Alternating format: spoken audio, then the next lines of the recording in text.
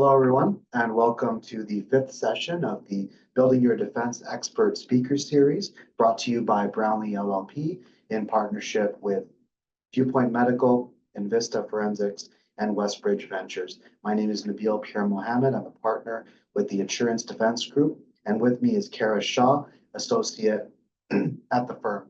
We are your hosts for today.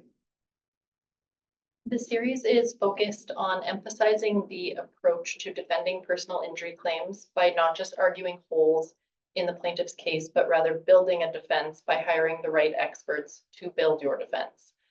This is the fifth session where we have invited leading experts in their respective fields to join us. After we hear from our expert today, we will address the questions that you type in the chat. And after the session, we'll also email you asking for your CIP number to issue your credit certificate.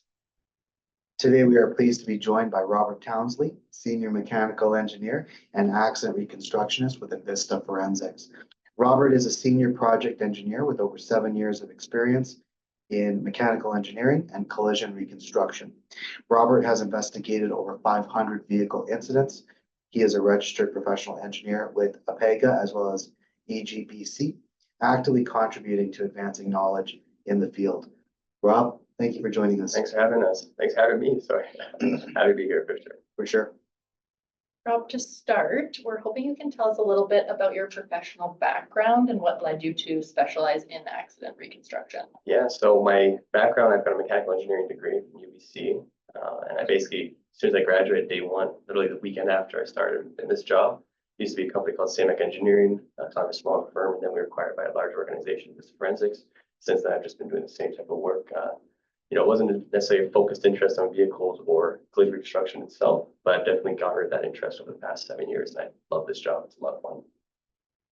And could you give us an overview of what accident reconstruction entails? Yeah, absolutely. So it's kind of like broader spectrum down to something narrow. It's basically looking at vehicle collision, either being hired by defense, plaintiffs, or insurance companies to try and investigate the crash, determine the nuances of the collision, and basically investigate who is at fault, determine liability, so that we can kind of settle claims and assist our clients in closing their files and settling or going to trial if necessary as an expert witness. A lot of it involves vehicle inspections, going to the scene, looking at tire marks, and now analyzing vehicle speeds, impact speeds, approach speeds, seatbelt usage, signal light usage if someone's got their signal light on, things like that. And it's really just kind of full encompassing aspects of the collision and just investigating from start to finish. If we get hired at the onset, it varies if we get hired later, if we don't like the vehicles and data is limited, but certainly it's a lot of work involved for sure. Can you describe the process of conducting an accident reconstruction and what specific factors are considered? Yeah, absolutely. So typically the process, we get hired, ideally we get hired right at the onset of the collision. Day one, say the collision occurs, day two, lawyers retained or insurance companies involved. They call us right away and say, hey, we got this crash, go to the scene, investigate the collision, get your drone up there, take the photographs of the tire marks, document the vehicles as they rest in positions. But typically that's not the case, right? So usually we get involved, statute of limitations, lawyers get involved 2 years after the fact. They might not need us for 2 years after that. And so typically, more often than not, we get involved 3-4 years after the crash. And then we just get kind of a bunch of photographs, repair estimates, and things like that. And we look at the damage photographs to determine vehicle impact speeds, collision damages from there. But a lot of it entails just doing downloads from vehicles, collecting data from the vehicles. Well, I think we're talking about a lot of that in this presentation today. But the bulk of my work now, back in the day, in the 90s, obviously I was working in the 90s, but nowadays, so in the 90s, you just look at tire marks, look at vehicle damages, and that's kind of it. All you have is physical data to look at. Nowadays, 80 to 90% of my job is essentially analyzing digital data and things that the vehicles are collecting, things that people are collecting on their phones that they may not be privy to knowing that they're collecting on their phones. And so the bulk of the work is kind of just doing it on the computer. You're in the field doing investigations, but then you bring the data back to the computer, doing that analysis, doing the calculations, a lot of Excel spreadsheets, a lot of first year physics calculations, do momentum and kinematics calculations to determine speeds and trajectory paths. And then what are your typical scenarios when you're typically retained? Most scenarios typically, the most common scenario is like a fender bender. Well, like I said, I shouldn't say fender bender, rear ender, I should say. That's pretty common, especially in Calgary. We've got a pretty decent traffic control devices in Calgary, I would say. So a lot of same direction collisions. Obviously, the ones that we mostly get involved on, where the bigger budgets are, the bigger amounts of liability are going to lie in those severe injury crashes, right? And no one's going to hire me to investigate a property damage claim of $5,000 just defender. It's just the bumper's damaged, right? So they're going to hire me, spend the cost expenditure if there's going to be expecting a trial or a larger case, larger damages if someone's has a fatal collision, or if they're severely injured, like waist down, thing like that. And so mostly I get those fatal collisions or injury-inducing collisions. I'm gonna switch over to maybe a little bit more detailed topic, the collection of EDR data and any data from the infotainment system. And really, I guess the first question would be looking at what specific types of data does the EDR capture in an accident, and I guess how far back does that typically go before the impact? Those kind of things. Yes. So it's a great question. So I guess I'll introduce kind of what EDR is first, for those that may not be aware of what it is. So EDR is kind of a broad term for event data recorder. Sorry, it's not a broad term, that's the definition, but event data recorder is a broad term that we use kind of colloquially to call like a black box in the vehicle, the same thing you'd have in like an airplane, right? People are very familiar with those, as soon as the airplane crashes, everyone wants to get the black box. Same thing for passenger vehicle collisions, commercial vehicle collisions.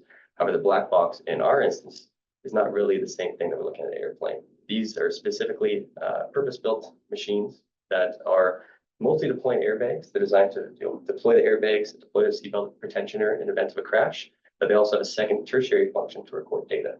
And so, there's a severe collision where everything's damaged, the vehicle front end is collapsed, you can't get into the passenger occupant area to remove the module or to download the module through the Deutsch connector. You actually have to go there, remove the module, and do an acquisition from the module itself. But to answer your question, basically the data we record is up on screen now, it should be at least. Essentially, the main information we're looking for is, of course, vehicle speed, brake pedal use, cruise control status, on off, accelerator pedal use. You can tell, if it's a 20% application, 100% application. So you can determine if someone's basically forward the accelerator to try and get through a turn or to try and catch up to somebody, maybe an event of speeding collision or something like that. And then they also record seatbelt use status, occupant classification. They could give someone a passenger seat. If they're like a child size or a woman size or a male size, they'll tell you that information as well. Yeah. Wild. A lot of information, absolutely. Is the black box actually black? No, Okay. I have a picture here actually. The little silver one. Yeah, most of them are silver. They typically are identified by, they have airbag control unit, sensing diagnostic module with labels on there, and they typically have a yellow cable. It's really easy for us. We just look for the yellow cable, tear open the center console, tear open the radio stack, and look for the yellow cable. That's all we're getting. What conditions trigger the EDR to start recording? So that's a really good question. So typically, not typically, and in cases of passenger vehicles, because I should have mentioned they are commercial vehicles as well, but we'll talk specifically about passenger vehicles for now. So on a passenger vehicle collision or vehicle in general, they've got accelerometers throughout the vehicle. And those accelerometers are on the front of the vehicle, the sides of the vehicle, the rear of the vehicle to detect and monitor for collisions. And so if those accelerometers basically reach a certain threshold, if they say, okay, we're at 0.1 G, which is a 10th of this force of gravity, essentially, or 0.2 G for 20% of force of gravity.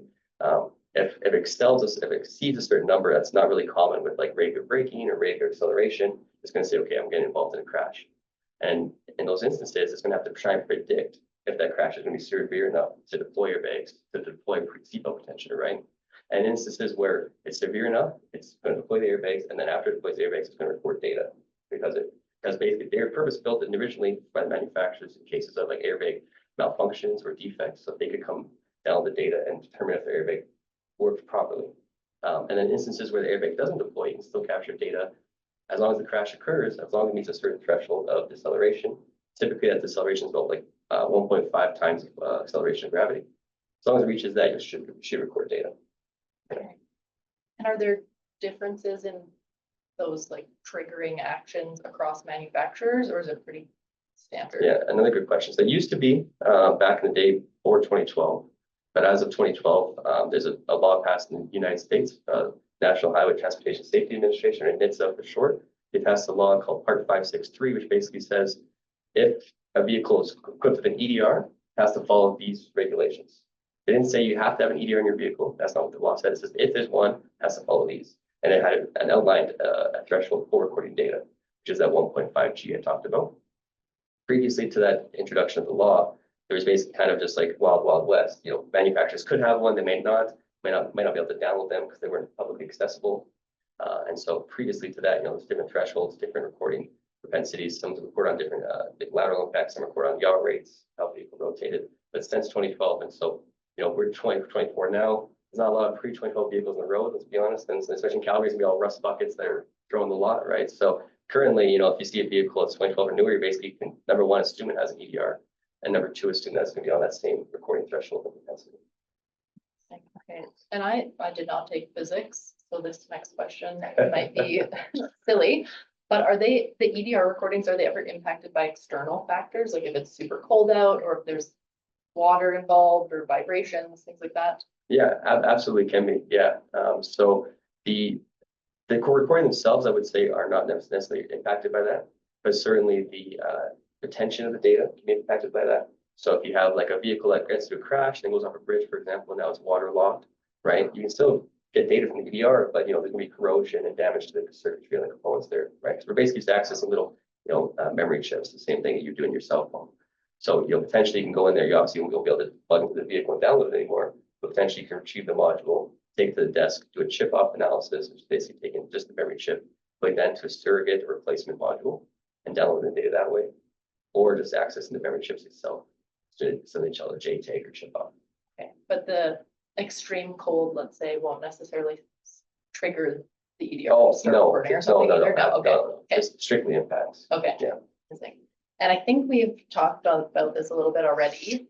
The EDR does provide occupant data. It does, yeah. So it'll tell you if one of the seats occupied. Well, typically it won't give you rear passenger information, just it only cares about the front two seats because that's where the airbags are situated, right? Because it's purpose built for that. So basically, you can always assume someone's in the driver's seat, and if it's not, then maybe a Tesla, one of those Waymo vehicles, right? But typically, you'll get information about the classification of the passenger, say child, yes or no, and then it'll have a second option. It'll say like male or female. It'll be like the 85th percentile weight that they're using. So sometimes it can get triggered. You know, may have to say it's child, yes, and you've got a big suitcase there, but like some luggage there potentially, right? Right. And so it may falsely read that. And if that person doesn't buckle their seatbelt, does it still know that there's some Yeah. sitting there? Okay. Yeah. So yeah, and then I'll tell you the seatbelt's buckled as well, right? But the seatbelt, a lot of people defer to like just look at the EDR and say, oh, seatbelt's buckled, yes. And that's their answer. Yes, they're wearing a seatbelt, right? But it doesn't happen anymore. I can't say I've seen it happen in any of my cases, but there used to be an issue in the past where people, if you get rid of the chime, they put the seatbelt behind them, you know, put it into the buckle, get the buckle closed, say they put the chime off, and then you'll get a false reading EDR, say the buckle switch is closed, they're wearing the seatbelt, which isn't the case. I've done that. Not when I've been driving. Not when I've been driving. When I put a big heavy item in the passenger seat and then it just makes a lot of sound, so I'll buckle the seatbelt. It does, yeah, because it thinks it's an occupant. Yeah. The views expressed by the co-host do not necessarily reflect. We've all done it, Nabil. Okay, and my next question. How does the presence of the driver assist technologies, I know cars are getting way more technically advanced now, those kind of driver assist technologies or the, you know, autonomous systems impact the EDR data capture and the analysis? Great question. So I would say twofold. So number one is that EDRs, because I said that 2012 legislation, back in 2013, 2014, all the EDRs are pretty much recording the same series of data, basically just the bare minimum, right? And since then, some manufacturers have actually opted to include more information. They're including, you know, instead of the mandatory 5 seconds of pre-crash, maybe we're getting 8 seconds of pre-crash. Maybe we're getting some steering wheel angle that's not actually required by the NHTSA like legislation, right? And so the new information with the driver assist and the ADAS or autonomous driving assist systems, those basically are now, because the vehicle is recording that information, it's got automatic cruise control, it's got adaptive lane assist, right? Because that information is in the vehicle, some manufacturers just say, let's throw it in the EDR, right? Because for their liability, the product liability case that they're investigating, they also want that information, helps them analyze whether the vehicle malfunctioned or if the collision occurred because of something they programmed. And then secondary to that is also because of these ADAS systems, you know, now we have windshield cameras and we've got radar units in the vehicles, and that's how they're doing that adaptive cruise control outside of lane assist, right? So we can actually get images from the front cameras in certain vehicles like Tesla, Toyota, GM vehicles. We're also getting information from the radar detecting like how far the vehicle is. You know, it might say 5 seconds before impact is 100 meters. 4 seconds before impact is 80 meters. And then kind of break that down. So you can actually, before you can only kind of tell the pre-impact positions of a vehicle if it had its own EDR. But now with this ADAS support, we can actually determine the pre-impact position of both vehicles sometimes if it's so equipped. And are there, I think you said 2012, are there certain vehicles that don't have an EDR then, like those older models that are on the road? So some older models, like GM actually started doing EDRs from 1994. They basically put the airbag in, said this airbag is purpose built, let's put a recorder on the device because they're anticipating product liability cases. Some manufacturers like Honda didn't start, they had airbags back then, but they didn't put the EDR until 2012, right? Toyota was 2001, Ford 2002, things like that. But to answer your question now, because the EDR legislation from NHTSA basically says you don't require an EDR, it just says if you have an EDR, this is what you have to include. Oh, Some manufacturers took that and say, okay, I don't need to have an EDR. All right, and so like manufacturers like Rivian, that new electric vehicle manufacturer, some Porsches, which is weird because like some Porsches have it, some Porsches don't. And then some other manufacturers, well, they don't include an EDR. They have it available for law enforcement. If law enforcement messages them, say this is a fatality crash, and they can take the module sent to them, but it's not purpose built for EDR, so they're not required to follow that mandate. interesting. Okay. And so I guess then it's not standard, or maybe it is standard. It's standard for vehicles to have an EDR. It's just not required, but if they're in the vehicle, then there are requirements for what it's recording. That's exactly right. Yeah, yeah. Like, I think the number we say at the conference these days, like 99% of vehicles, new vehicles will have an EDR because like the market share of Rivian and those, half of Porsches is just so small. Like I've seen 2 Rivians in Calgary, and you see a Porsche like 3 times this in the summer. Like it's just very uncommon, right? So we see Fords, Toyotas, GMs. You see like the consumer grade vehicles; those are mostly all of the EDRs. How long is the data stored for? So I know you said sometimes you're not involved until, 4 years after the accident. Is it stored indefinitely on the EDR? Yeah, especially after these 2012 following that legislation. Basically, there's no deleting of the data. It's only overwritten. And so presumably if you get a fatal crash, the vehicle's salvaged, it's a total loss, it's in the tow yard somewhere, right? So if I get involved 4 years after the crash, typically the vehicle's already disposed of. So the data's spoiled, I can't access it, right? It's somewhere in a junkyard. But if I'm lucky and I'm involved maybe a year or 2 years after the crash, the vehicle is still in a tow yard, I can go access it, download it, absolutely be stored there indefinitely. Vehicles that are involved in the crash that get repaired may have airbag deployment, but they don't $80,000 Denali, so it gets repaired and put back into service. Guy's still driving it around. As long as the airbag module is still intact and it wasn't replaced during the crash, then we can go and download that data from the airbag module. As long as it wasn't overwritten by subsequent events, because there's a limited data storage on there, we can get data as well. So there's no purpose deletion. It's just circumstantial. Okay. And now, how do you access it? Yeah, it's a good question. So it's very specific hardware and software. Let's find a picture and I'll screen share it here. Basically, there's 3 ways to download data from these. I think I touched on it. Here we go.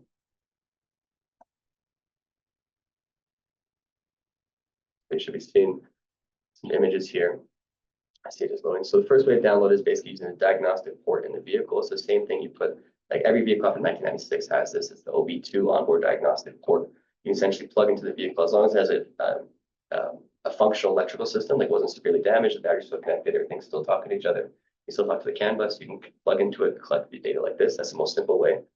The next way is basically doing direct to module. And I kind of touched on this, but if you remove if the vehicle that you see the picture left is severely damaged like that, obviously I'm not going to have any electrical connection there. So I can remove the module, or in this case, leaving the vehicle as long as I have access to it, cut access to it out of the radio stack, download from the vehicle, or on the right side picture, I can actually just remove the module, put it on the desk, put it into a device, download data. Third option is doing chip off, which is those severely damaged cases where it's waterlogged or crushed potentially from impact. Can't get my plug into there. I can remove the chip, put into a surrogate module, or do a direct to chip acquisition.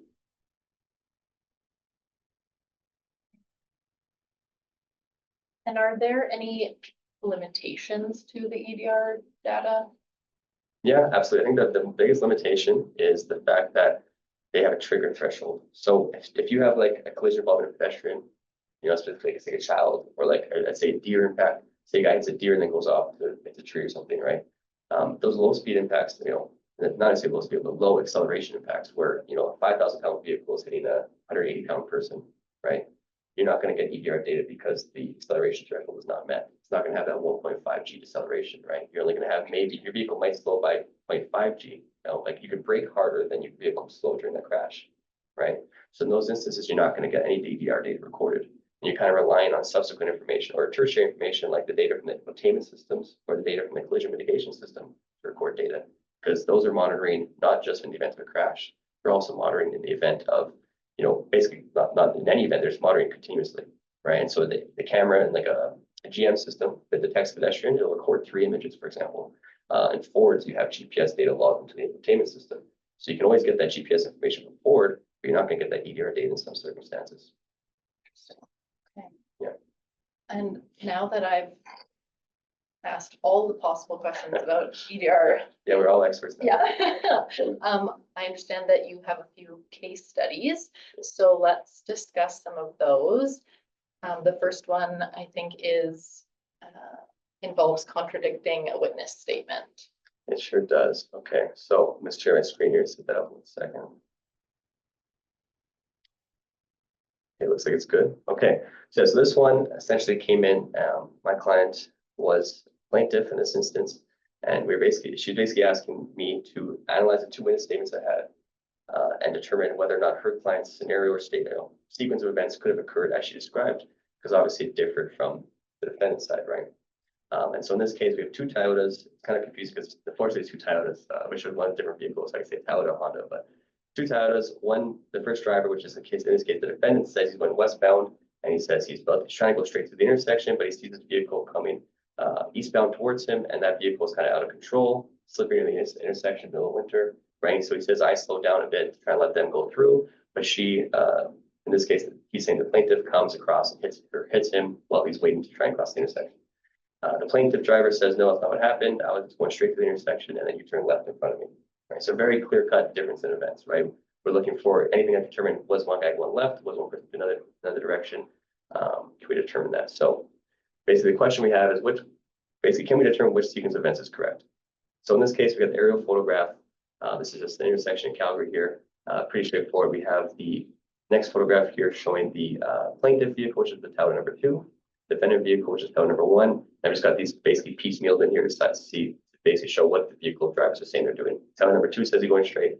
Toyota number 1 says they're going straight, but they're waiting for Toyota number 2 to get out of the intersection. I think they're fishtailing. Photographs of Toyota number 1. Good thing about Toyotas is they have that collision mitigation system. It's called Toyota Safety Sense. They have that. They're equipped with that frontal camera with the radar system, so they can record additional information than just the EDR. So I'll walk you through what that data looks like here.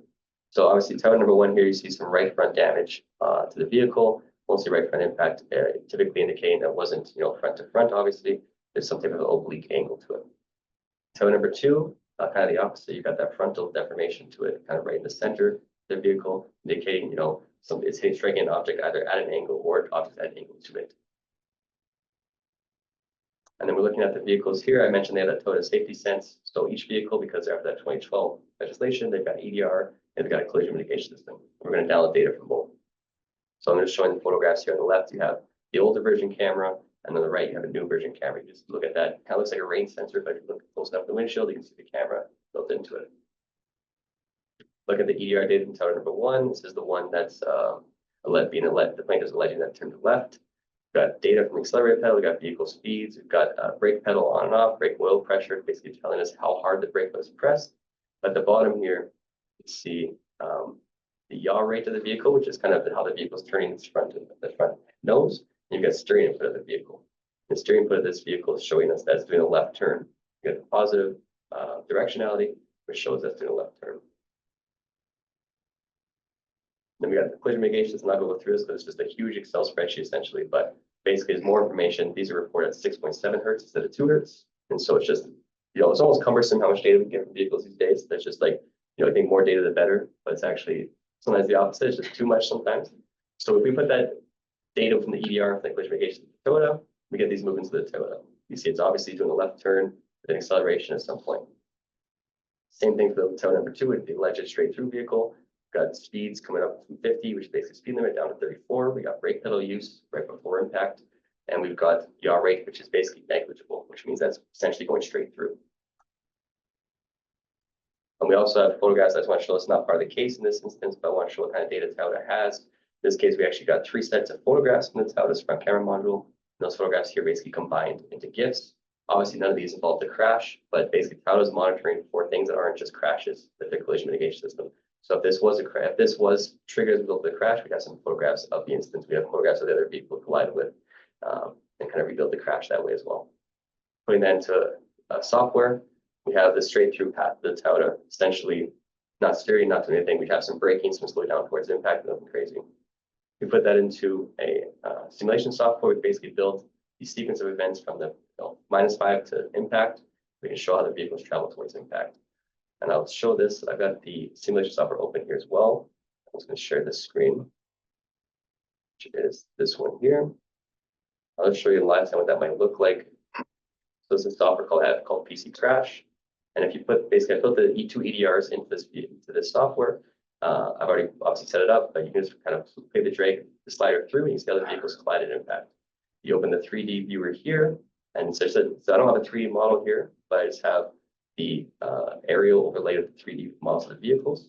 And so we just kind of slide it through. We have the white vehicle, which is the defendant, and that very obvious left turn, fighting with the straight through vehicle that's the plaintiff.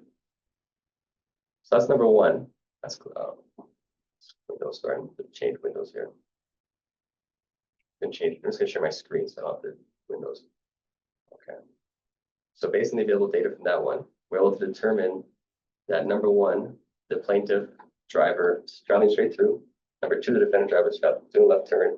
And basically in this case, the plaintiff had 3.4 to 3.6 seconds to determine that the driver is turning left. They braked accordingly. They had some perception reaction time, they braked accordingly, but they couldn't have avoided it, unfortunately. So pretty clear-cut case in this instance, right? Someone not necessarily lying, but didn't have a correct statement of events. That's an accurate statement of events, I should say. Perfect. Yeah. Now there's a second case study that you have involving disproving the allegation that a bus driver had enough time to avoid a crossing moose. Right. So this one's pretty interesting. It's an old case. I was stuck around for a while. Went to trial on this one. And basically the case like you described it essentially is interprovincial transit bus going through. It's got a bus load of passengers, like 40, 45 passengers, something like that. All their cargo, and 4:30 a.m. in the morning, dark conditions, no lighting, in the middle of like kind of forested area. So very dark for the driver. Always got his high beams or low beam headlights, whatever he's using. In this case, we've got a moose that juts out from the nearby foliage. Bus driver collides at that and ends up after impact going into a swamp on the left side of the roadway. The allegation from the plaintiffs in this case was that number one, the bus driver should avoid the moose, and number two, that the bus driver at least should have avoided going to the swamp afterwards and hitting a bunch of rocks that did sustain their injuries, right? Because obviously in a bus, you don't have seatbelts, right? So there's a decent propensity for injury. There's some photographs, kind of more, but some people maybe, but there's a moose there just to show the damage to that. You see the major damage on the bus there on the left front side, and you can imagine also there's more photographs of the bus, but you can imagine what the steering components are on the gas and the control mechanisms for the bus are going to be located in that area of the impact. Impacts from the RCMP in this case, we've got some impact areas on the right side there. You've got some biomaterial on the roadway indicating where the moose kind of slid. And then I don't have the other photos kind of more graphic, but you see the basically trajectory path of the moose on the roadway leading towards the ditch. So we've got a good idea of the moose's trajectory post-impact, and then actually the angle of how they collided to where it came to rest indicates to us that the moose was moving at impact. Because if it wasn't moving stationary, basically you'd expect it to be projected straight forward from where the bus was going. Because it ended up in the ditch, because it had such a leftward angle, we can determine that yes, it was moving. Some more photographs showing the entry of the bus into the swamp, left side, and then the right side is the bus and the trailer and the swamp itself. A little diagram here showing kind of where things were. In this case, RCP didn't do measurements, so we did kind of analysis from photographs determining where the tire tracks were, where the impact was, where the bus came to rest. And again, here just showing the moose, how far the moose is off to the left side of the impact area. And so you didn't attend at this scene, though. You were able to do all of this after the fact. Correct. With Yeah. photos. Okay. Because the RCMP did, in this case, did a good job documenting with photographs, or say the scene. If I had no photographs, I typically just get one that the driver took. It's like, oh, my bus is in the swamp, right? If I had had that, I don't know if I could come up with a good analysis, right? But in this case, RCMP did attend. They have a collision investigation unit just like me, just like Calgary Police does as well. They do obviously on the criminal side, I do on the civil side, but in instances where it's fatality or it's a high profile event like this, then they'll attend and I can request their data and they typically do a great job collecting data. So I'm just showing here the moose impact with the accelerator brake pedals, just showing how close the CG of the moose, basically the moose is so high up, right? It doesn't have the legs, or it doesn't have stubby legs, it's got long legs. So the CG, the center of gravity of the moose is very relatively high and relatively centered of where the object is. So in this case, the center of gravity of the moose, where all the weight is contained, kind of a point mass, is right by the control mechanisms of the bus. So photographs showing those control mechanisms we're looking at. On the left side, you see the accelerator and brake pedals. You can see the brake pedal is basically stuck against the panel there. So it's basically unmovable, not usable. Right side there, we've got the steering knuckle of the steering wheel completely broken off. So obviously, I think any person looking at this would say, okay, I got no control of my bus. Nothing, I can do nothing here. We do a download of the bus's EDR. In this case, it's called an engine control module, but it's basically the same thing as EDR, collects data in the event of a crash. So the left side is just a snippet of what the actual data looks like. Right side is a better formatted, more readable version of that. We've got two parts here highlighted. We have the -8 to -7 second highlighted, and that's basically showing where we had analyzed the collision with the moose occurred. We determined that based on the activity of the brake pedal. We determined that based on the speed drop of the bus during that time. The time where from 0 to 1, which is essentially the trigger of where the EDR said this is where impact occurs. You can see this huge speed drop from 63 kilometers an hour to 29 kilometers an hour, right? That's obviously not possible from regular braking, right? That's like a huge acceleration. No one's going to, so most people associate that with an impact. You hit a brick wall or something like that, right? But in this case, because the bus hitting a moose, you wouldn't get that deceleration either. So we determined that part is where the bus actually enters the water. But the wheel is free spinning, the front of the bus is in there. Now the drive wheel that determines the speed of the bus is free spinning. So it just kind of basically gives you an erratic value. That's incorrect. So our analysis, in this case, is really interesting. We had to look up how fast the moose can run, right? Which is like not common knowledge, right? I didn't know they were this fast, but I read a bunch of nature, like National Geographic books, did some research of like some biology textbooks. Found that moose can run up to 56 kilometers an hour. And that's actually a couple research came something similar. Pretty speedy. They're very fast. It's kind of scary, actually. Yeah, very frightening. So, we're looking at distances from the RCMP photographs from Google Earth. We're calculating distances from that foliage line to where the impact was. And we're determining that, there's a very limited amount of time for the bus driver to react. If the moose is running, he basically has no time to react. The moose is walking, and more likely he's walking because it's such a close tree line to the impact location. There's not enough time for him to accelerate to 56 kilometers an hour, right? So potentially he's walking. So we did analysis, kind of basically if I did a trajectory of the moose, how fast does the moose have to be to get to that trajectory, right? If he's going 5 kilometers an hour, he wouldn't get that far left. If he's going 50 kilometers an hour, he would get further left, right? So we kind of did number crunching there. We came with some analysis using a conservative exception response time for the bus driver, which is the time that the bus driver has to be able to react to something, sees a moose, recognizes that it's a hazard, recognizes that's coming into his path, recognizes he has to do something, and then actually executing that motion of pressing the brake pedal, that takes time, right? So with that time, and then the limited amount of time is available because the moose is coming into his path, essentially we determined there's no way he could avoid the crash of the moose at least, right? So number one, we said, okay, the crash could not be avoided. There wasn't enough time for him, even if he had high beams on. The visibility was an issue. The fact of the matter was that even if he saw it right away, didn't have enough time to avoid. Number two is that because the moose's impact destroyed his control mechanisms, he couldn't avoid entering the swamp. He couldn't steer, he couldn't brake, he couldn't accelerate. Literally could do nothing, right? So he couldn't avoid the crash, couldn't avoid the swamp. And essentially, that was our report. The judge decided the plaintiff's actions were dismissed as a result. There's nothing that they could have done, the driver could have done otherwise. It's a neat one for sure. Mm-hmm. Feel bad for the moose a little bit.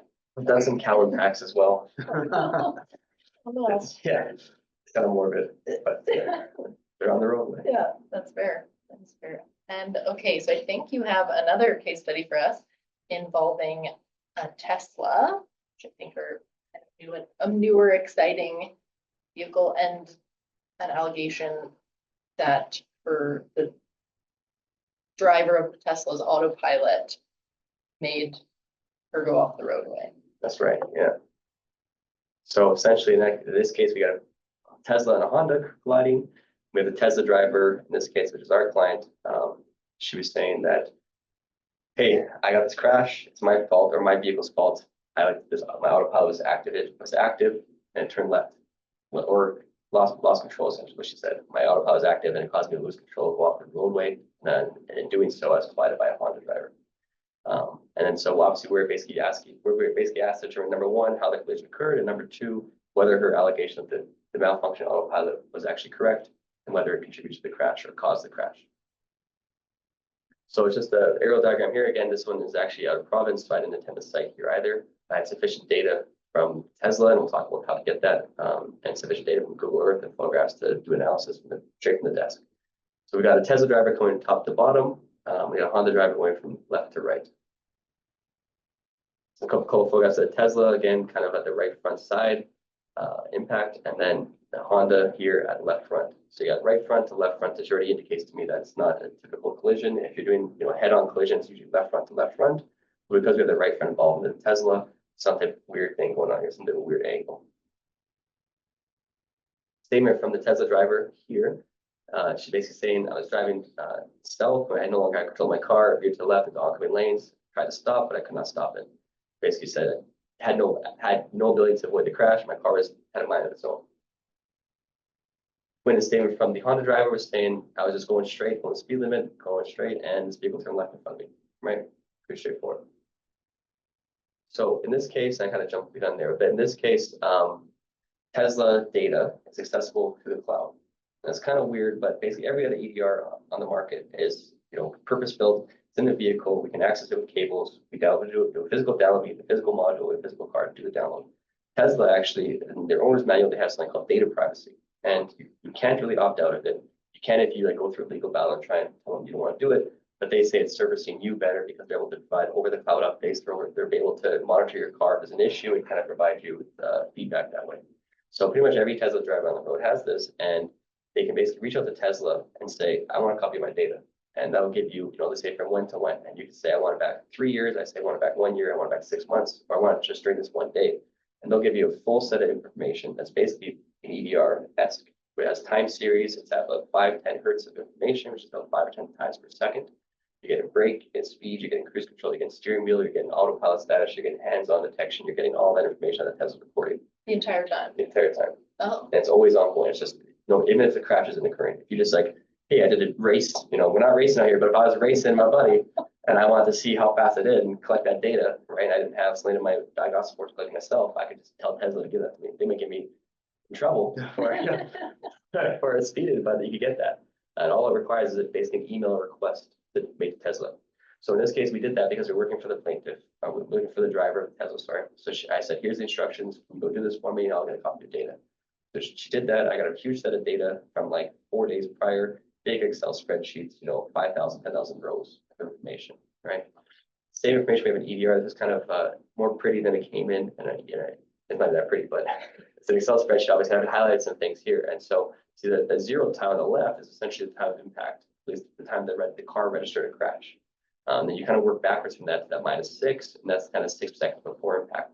And what we see here is you see a speed basically 0.07, and then your speed gradually increasing to 50 kilometers an hour at impact. And then you see steering wheel angle as well. It's initially rightward, and then you see towards impact, it's going leftward. So it's initially positive going down towards negative. So it's just kind of right and then left for some reason. And then you have on the other column, you got auto steer driver hands-on detection. And so for those unfamiliar, autopilot or auto steer basically requires the driver to be focused, put that in air quotes, because you can go hands off, but it's only for a moment. You can do maybe 2-3 seconds, adjust your hair, check your tie, whatever it is, right? But you can't actually just go full hands off. It'll chime at you, it'll get mad at you. If you do that too long, it'll basically disable the autopilot until you can't use that for the rest of the ride. So that's what this column is saying is hands-on required detected, hands-on required not detected. So there's an instance of her basically lifting her hands off the steering wheel. That's what they're detecting there. And then there's auto lane change state where it's saying, unavailable no lanes. So it's saying it doesn't detect any lane lines. So we've got some weird instances going on here. But the main thing to point out is stuff in red, which says the accelerator pedal is increasing, the steering wheel is doing a left turn, this driver detection hands-on is the hands are detected, 3 seconds before impact. You look at the owner's manual, look at the Tesla and marketing information, like videos of people using it. Basically when you're using auto steer, you could see your brake pedal move slightly when it's activating brakes, but it never activates accelerator pedal. It's a drive-by-wire electric system. It doesn't need to physically press that accelerator pedal to increase its speed, right? And so if we look at that, the data we have here, this is at 1.5 seconds prior to impact. We have an accelerator pedal use of 20% going down to, there we go. Accelerator pedal use going from 20% down to 100%. And so that's the physical movement of the accelerator pedal. So we know that that's her touching that pedal, not Tesla. Because if the Tesla accelerated by itself, we have speed increasing, but no accelerator pedal use. And then we have hands are required to detect this. We know her hands are on the steering wheel. We know that she's accelerating. Then we have the steering wheel angle that I'll show here. Steering wheel angle again at the bottom, middle there, increasing leftward, or increasing negatively, which is a leftward movement. So essentially what we have is increasing accelerator pedal increases leftward movement, which basically say, to me, it's a panic left turn. Oh, with something coming, I gotta accelerate fast to get through this. I gotta initiate this left turn, right? And then same thing afterwards, we have some brake pedal application after the impact. You can see the positive numbers here on the left, which indicate post-impact, and the brake pedal comes on after impact. She never touches it pre-impact because she's accelerating. And essentially, based on what we have from Tesla, the information we were able to gather from them, the autopilot was on, but it was not controlling the vehicle. The actions of the Tesla, which is the leftward turn, the acceleration, were totally the result of the driver. Now I've got a simulation here as well to show this one. Essentially, this black vehicle is a Tesla. So again, in this case, we had 6 seconds of pre-impact data, and at -6, she basically stopped from like 0 kilometers an hour. So you'll see in the simulation, you basically will show. It wasn't real time, so I'll do a better view here.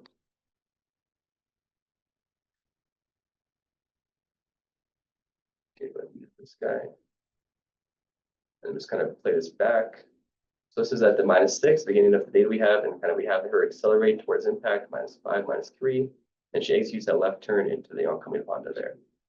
So in this case, we're basically able to show again that yes, the autopilot was on, but it was not controlling the vehicle. Right, we can see clearly that she was controlling the vehicle based on what we have from Tesla, based on what was available. And again, this is all done over the cloud, which is the crazy thing. Most vehicles, you could have to, I wouldn't be able to do that. I just say, no idea, give me the vehicle. If the vehicle's gone, it's salvaged, then, kind of out of luck.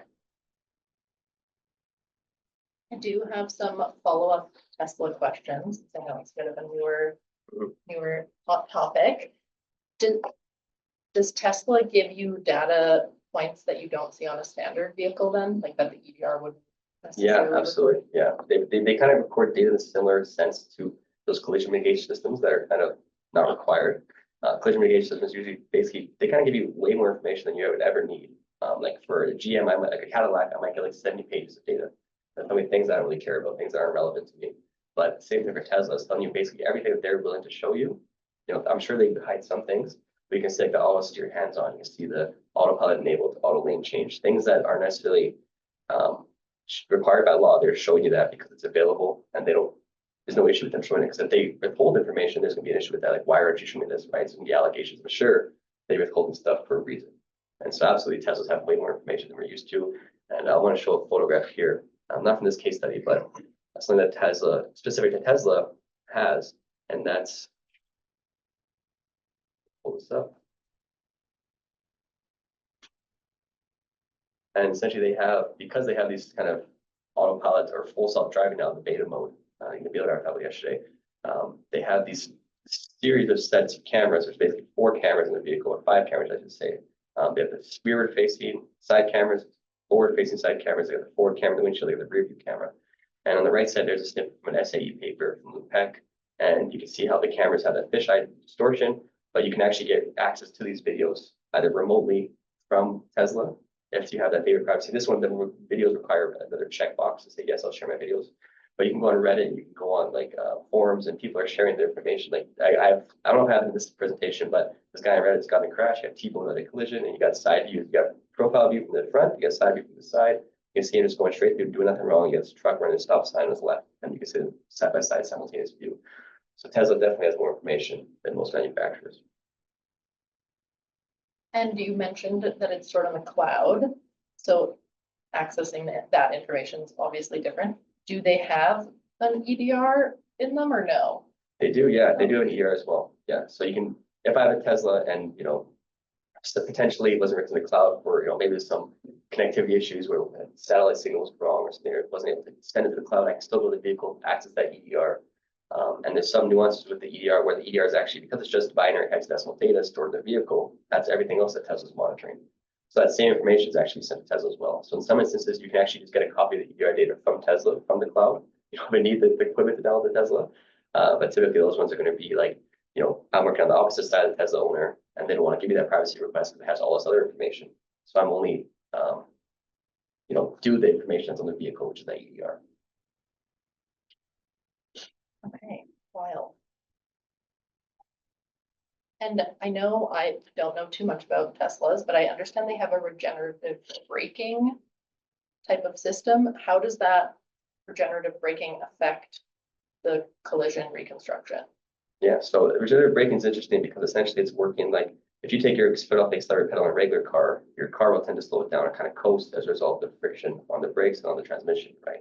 And at Tesla, that the regenerative braking aims to take that reduced friction, turn that kind of make the motor go in reverse to collect that energy and kind of recharge the battery, right? And in doing so, it actually kind of decelerates you more than a passenger vehicle would.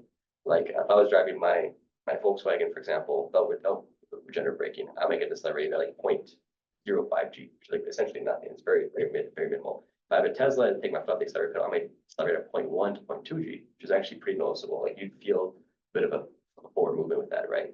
There's a delay, of course, obviously, so don't just keep going back and forth, but that regenerative braking is interesting because twofold. It, number one, activates brake lights, right? And so if you're just driving along, take your accelerator pedal off, but maybe you're kind of hovering the brake, but you're not actually touching the brake, your brake lights can come on as a result of regenerative braking. So the person behind you might react differently or accordingly.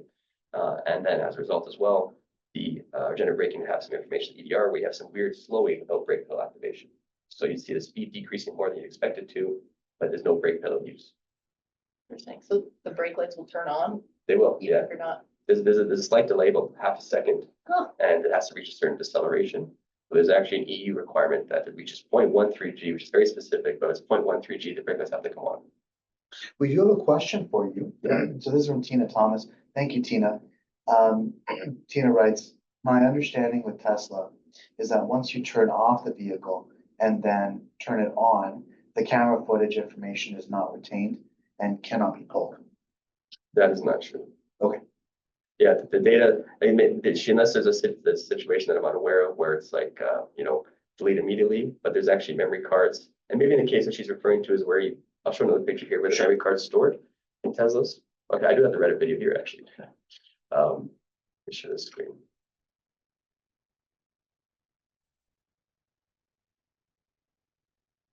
So she might be referring to a situation where there's no space in the vehicle potentially, or no memory card stored in the vehicle to retain that information.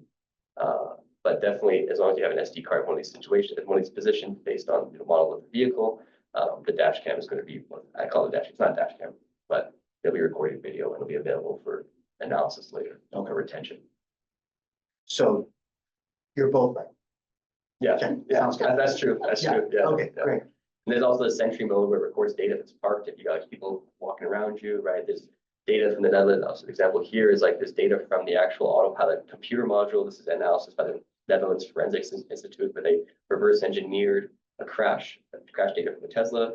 They had an autopilot module. They basically reverse engineered everything on there and said this is what all the binary data means. And so they basically put that on the GitHub for publicly in the public domain that everyone can say, if I got a Tesla, I can take this module out, follow the instructions from Netherlands Forensics Institute, and I can analyze my crash without an EDR, without cloud data, without all this other stuff. And it's actually more cumbersome because you got more data that the autopilot's monitoring but not necessarily reporting. And I know you touched on this a bit in your case study, but the Tesla, then the sensors will detect signs of driver disengagement in a sense, or only if your wheels are, or your hands are on the wheel or off the wheel? In my experience, I've only noticed the hands-on detection. I've seen some videos like Consumer Reports and stuff where they can literally just put like a weight on the, there's used to be something called a driver buddy or Tesla buddy or something, I forget what it's called. But there's a device designed for the purpose of, basically faking your hands on the steering wheel. And now they got lawsuit obviously, but now it's marketed as a phone holder, but that's the exact same thing. Just putting your steering wheel to fake having your hands on there. Some people, you put like a little 1 pound weight where it's not enough to move the steering wheel, but it's enough to fake the system. It'll have low resistance, right? You can literally, and my experience of this, I've seen in consumer reports, not from my own testing, but like, if you put that weight on there and you move to the passenger seat, your vehicle will still detect that you're there. And so, Oh you my know, the newer Teslas are probably doing eye monitoring systems, like even GM and Cadillac's doing that. I assume there's gonna be some eye monitoring as well to actually physically analyze if someone's sitting there. But the ones, you know, pre-2022 is what my experience is, and that's gonna be just detection on the steering wheel. And that's what we're seeing in the data.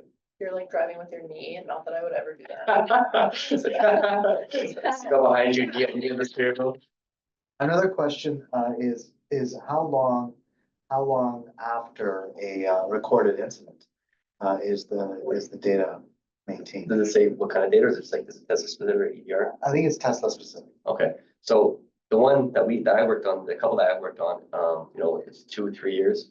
I think Tesla, I might have a check my slide. I might have a number. I don't have a number off the top of my head. But the references I've seen, it's like, you know, potentially a long time. It's not 3 months. It's not 6 months. Yeah, I don't have a number steady, but it's longer than you'd expect. Kind of scarily long. And are you able to determine if Tesla issued any warnings or alerts before the impact or the collision? So the data I've seen, well, at least what I know how the TAL system is designed, is that it's going to ping the driver like activities required, activities required, activities required, right? The same way other ADAS systems function.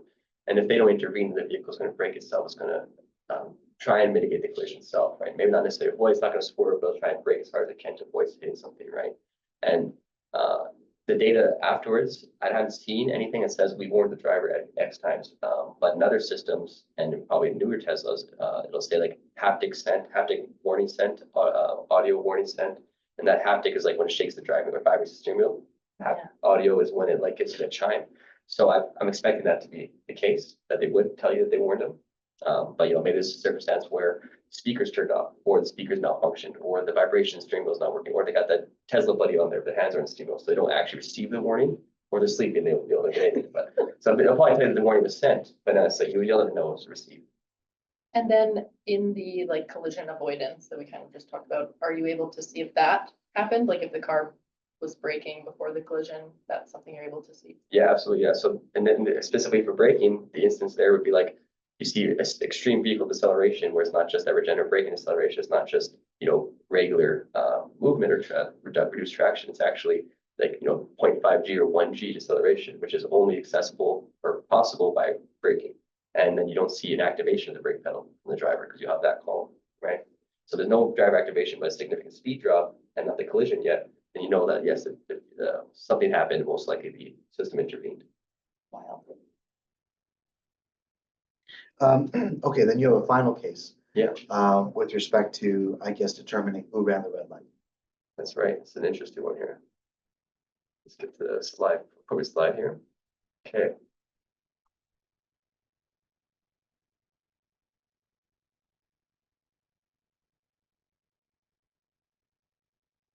Should be visible.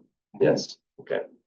So in this case, I didn't really do a full analysis on this. I was essentially only asked to basically gather data from CPS, from City Calgary, and see if that data was sufficient to determine liability. In this case, determine liability of who ran a red light.